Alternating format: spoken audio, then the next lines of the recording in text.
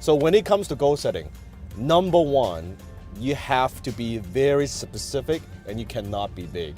So making money, that's a wish, that's a dream. A goal is I want to make $100,000 in income by the end of the year or in the next 12 months, right? That's a goal. It has to be very specific and very precise. So let's take money because it's the easiest. Let's say your goal is to make $100,000 in the next 12 months. What you want to do is the very first secret. What I always do is I would reverse engineer. So whatever goal that I have, I say that's my goal. I want to reverse engineer and break that down into what do I need to do, what do I need to focus on, what skills do I need to upgrade, because usually when you have a goal that you need to learn and upgrade your skills or upgrade your mental capacity, because chances are whatever that you're capable of right now, your skill, your mentality gives you this kind of result. But if you want to get to the next step, the next level, chances are you're going to have to be better, to learn more, to become more. So once I reverse engineer, I'll break that down into 12 months. So on a monthly basis, what do I need to do? So let's say you take, I want to make $100,000, you divide it by 12 months. Then you divide it by, okay, every week, what do I need to do? So I would break it down into monthly income. I would divide it up into weekly income. Then I would break down into your daily goal. Your DIG, what I call your DIG. It's called daily income goal. I talk about it in my book, FU Money. By the way, if you have not read my book, FU Money, you can get it on Amazon for $20. Or you can just go to fumoney.com. You can download that book for free. It's a free book. I talk about DIG. So your daily income goal. So what happens is this. You don't need to wait till the end of the year. You know how people in January, they always have that New Year resolution, right? I want to lose weight. I want to be more successful. I want to do this. I want to write that book. I want to do whatever. And then they have this New Year resolution. And then by February, they're losing momentum. By March, they're like, oh my God, this is not happening. Then they wait till December, like Christmas time, year end, it's like, oh my God, I'm a loser. I didn't accomplish my goal. I didn't set out what I was going to do. You don't need to do that. With this mentality, guess what? If you're not hitting your daily income goal, you're not hitting your weekly income goal. You're not hitting your weekly income goal, you're not hitting your monthly income goal. You're not hitting your monthly income goal, you are not hitting your goal. You don't need to wait 12 months to find out. So every single day, once you're that clear, okay, so then you just focus on what am I doing today. You reverse engineer. What am I doing today to hit that DIG, daily income goal? That's it. So do I need to reach out to somebody? Do I need to send out an email? Do I need to do that marketing initiative? Do I need to learn new skills? I need to read that book. Every single day you ask yourself, what am I doing today to move a little bit more closer to that goal? So you reverse engineer. I'll give you a perfect example. So when I haven't been practicing martial in a long time, I was getting back into it. When I joined the class, I sucked. Man, I was rusty. My skill, my reflexes, my speed, it just wasn't like when I was younger. It wasn't like what used to be. So I joined the class, and of course I have my training buddies and brothers and all that training, my Sifu, my instructor. I joined the class, I set a goal. I said in 12 months, I want to be the top student, the number one student in the class, out of all the students. And at the time I was at the bottom of the class, right? So I set a goal, in 12 months, I want to be like that. So, okay, that's my goal. I want to be very clear in terms of skill, speed, everything, my skill. So that's what I wanted to do. So I break it down. Okay, what does that look like on a monthly basis? What do I need to do? So on a monthly basis, okay, I will need to have master certain techniques and certain skills in terms of the art, right? Okay, so I break it down. Every month I need to master this, and I break it into on a weekly basis, and then a monthly basis, and on a monthly basis, weekly basis, and a daily basis. So every day I need to practice 200 punches, right? I need to do certain exercise, and every week I should vary my routine to make sure I sharpen those skills. So I know if I do that, I cannot help but improve. You with me? Once I do that on a monthly basis, I know, okay, suddenly I feel like every month from the bottom, the worst of the class, now I slowly start to inch up, right? And now people with 2, 3, 5 years more experience than me, When we touch hands, okay, now I can feel like we're equal, or I'm slightly better, I'm faster, I'm stronger, I'm more powerful. I do that. And to a point where I'm happy to say last week my Sifu would say, you know what? You're pretty damn good. Your Kung Fu is getting pretty damn good. And my Sifu never says it to anybody, right? So that's a big compliment.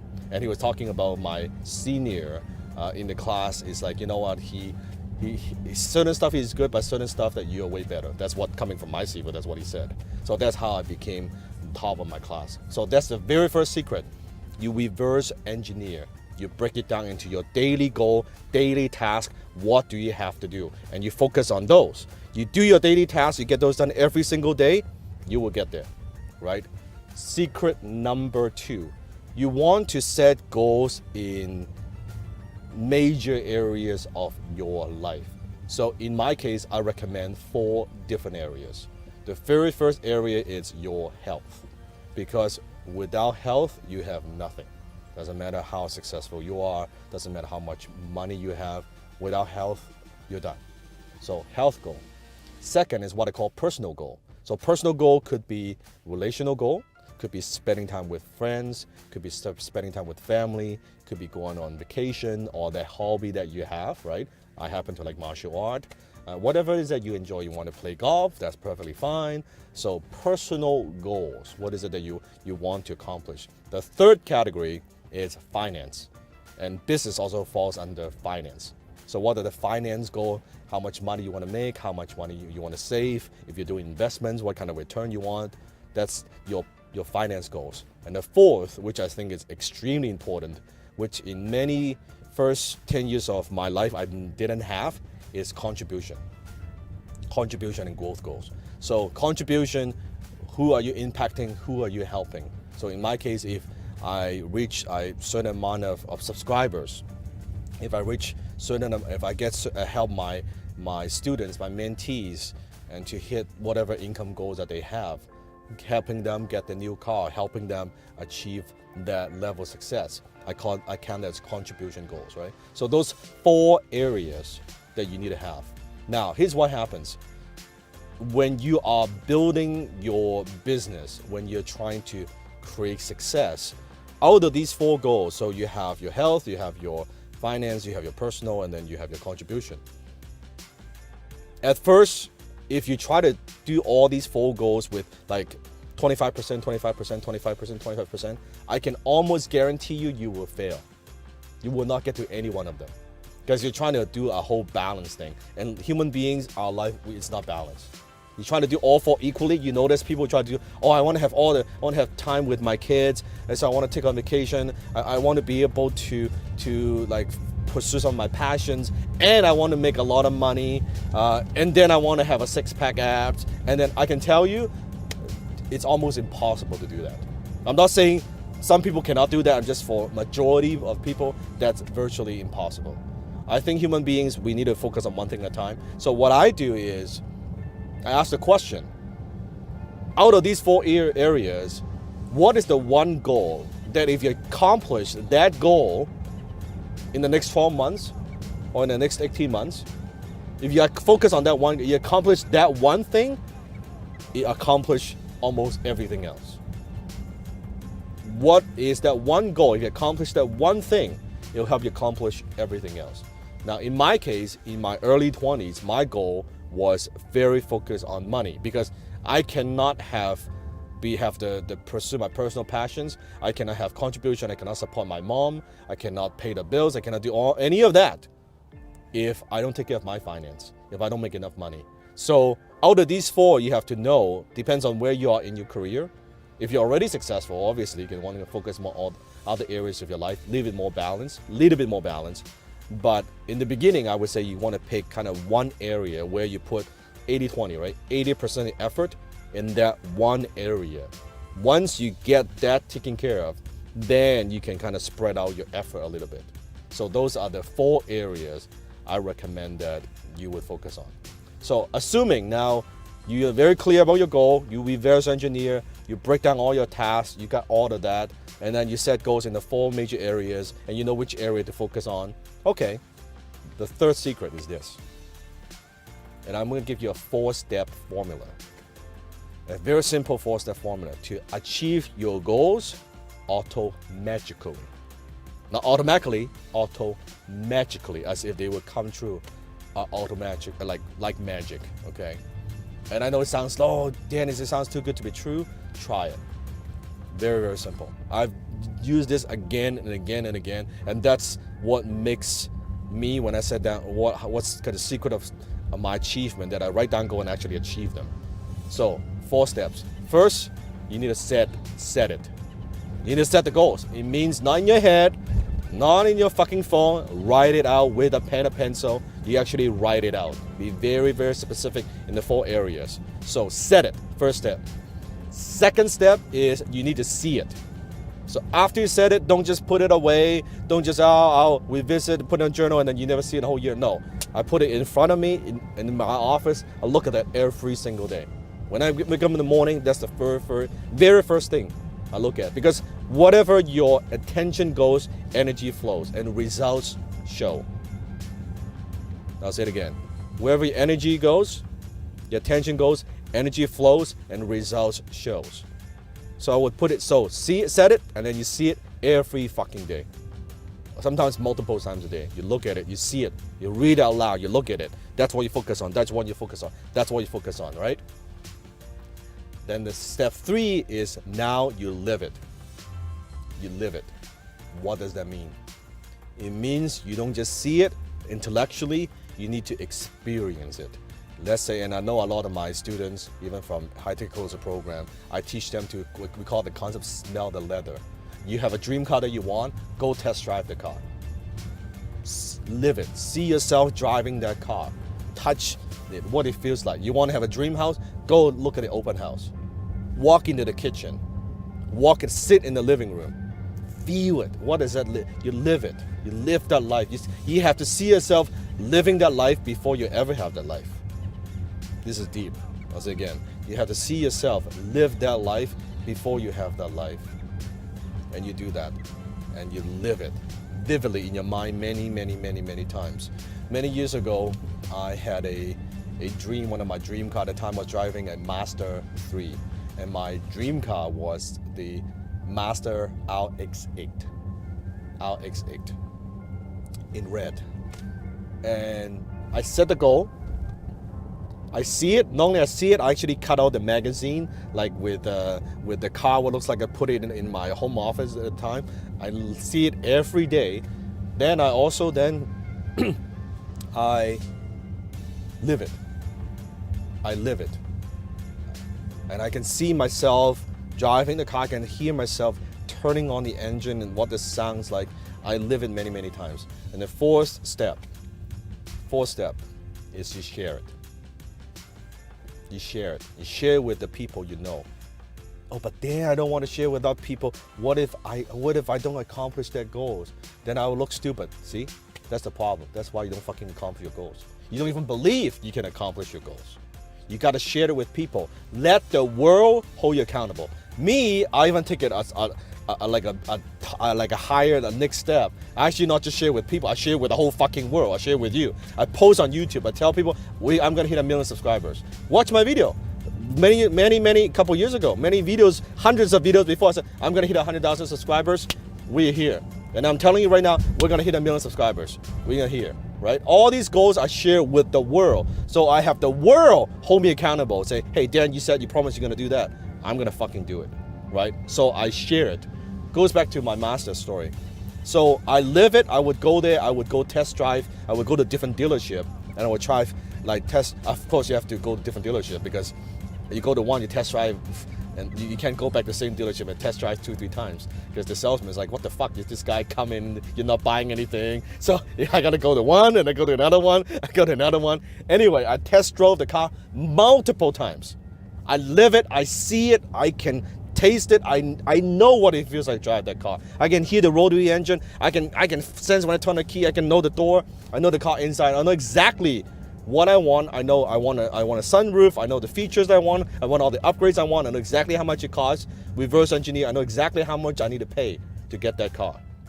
And I share with all my friends. I remember back then, we'd be walking down the street, and I would see a Mazda RX-8 drove by in red, I want to tell my friends, hey, that's my car. And they're like, what are you talking about? No, that's my car. No, that's not your car. You're driving this like Mazda 3. That's not your car. You don't understand. That's my car. That's sharing it, right?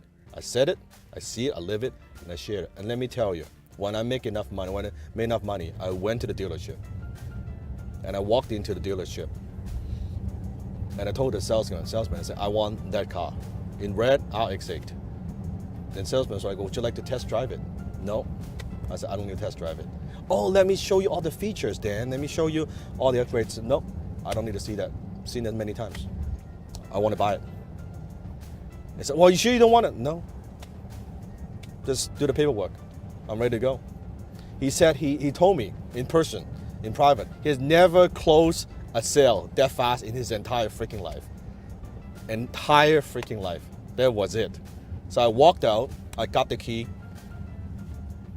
and I turned on the engine. I drove the car off the parking lot. Now you might think, isn't it awesome, Dan? At the time, it was your lifelong dream. Finally, you worked hard enough and you got the car. How do you feel? Let me tell you. There was no excitement. There was no jumping up and down. Yeah, finally I got my car. There was none of that. You know the only feeling that I felt when I drove the car off the parking lot? Is this is my car. I have driven this car hundreds of times in my mind. I've seen it hundreds of times. Now it's just like I'm taking this car home. I didn't feel anything. It's like deja vu. It's mine. What's so special about it? It's mine. That's what I'm talking about. That you set it, you see it, and you live it, and then you share it. That's how you actually set goals, and that's how you accomplish them. I'm gonna leave you with one thought. You want to live your life as if all your dreams have come true, and then you challenge your reality to catch up. Live your life as if all your dreams have come true, and then you challenge your reality to catch up. Do you know why you struggle financially? Do you know why you've got no money at the end of the month? Because you have the habits of poor people. You see, rich people, we have very, very different habits compared to the poor and the middle class. Today, I'm going to teach you what those habits are. We are what we repeatedly do. Human beings, we are creatures of habits. You notice that you kind of do the same thing, the same routine over and again and again and again. See, getting rich is not an act. It is a habit. So it is staying poor. It's also not an act. It's not something that just happens to you. It is a habit. So let me teach you the 3 best habits of rich people. The very first habit of rich people, and that is they count their money. Poor people don't count their money. They get a paycheck, they deposit the paycheck, they spend the money. They have no idea what the expenses are. They have no idea how the money flows. You notice poor people, they job, they have a job and wait till maybe once a year when they file the tax return, the taxes that are owing, is how much you have to pay. They look at the numbers. They don't even look at the fucking numbers. They just, okay, all right, that's how much I need to pay, file tax return, and that's it. And look at it maybe once a year. Rich people, we don't do that. We look at our numbers regularly. We are financially literate. I'm not a numbers person, don't get me wrong, okay? I'm a concept guy, okay? I'm a big picture thinker. I'm a visionary. But I am very, very careful, and I'm very aware with how my money is flowing. I look at my numbers. I log into my account every single day. I want to look at my cash flow. I want to look at how much cash reserve I have. I sit down with my accountant every single week, look at my financials every single week, looking at my financials across all my companies. How are they doing? Because what gets measured gets improved. So habit number 1, rich people, we count our money regularly. How often you count your money? How often you look at your bank account? Not bitching about it, but how often you look at your every single line of expense, all your revenue, where that comes from. Is it improving? What do you need to work on? What are those key performance indicators? Are you looking at those numbers?